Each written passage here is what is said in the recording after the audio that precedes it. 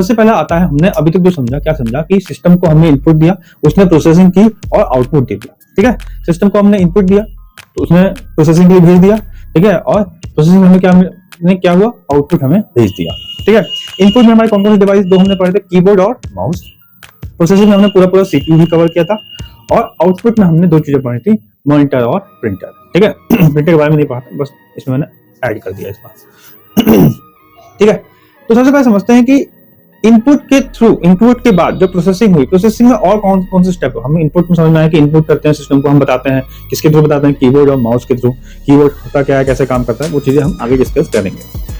ठीक है, ठीक, तो इस तरीके से ही है। तो इनपुट से सबसे पहला डेटा कहाँ जाता है, जो पहला स्टेज रहता है सीपीयू के अंदर। देखो सीपीयू में बेसिकली 3 स्टेप्स होते हैं जहाँ पे ये सारा काम होता है। पहला जो स्टेप रहेगा वो रहेगा हमारा स्टोरेज यूनिट। ठीक है, स्टोरेज यूनिट वो यूनिट है जहाँ सारा का सारा डेटा इकट्ठा होगा, या वो यूनिट जो सारा का सारा डेटा संभालेगा। ठीक है, नेक्स्ट कंट्रोल यूनिट।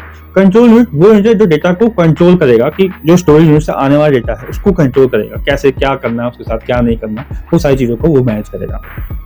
फिर आता है हमारा ALU।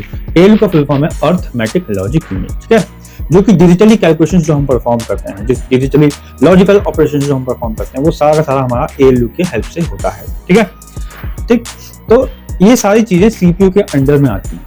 तो ये पूरा होल प्रोसेस जो है प्रोसेसिंग के अंदर जो 3 मेन स्टेप हैं, स्टोरेज यूनिट, कंट्रोल, ALU, ये सारा मिलकर कंबाइन करता है एक सीपीयू को। ठीक है,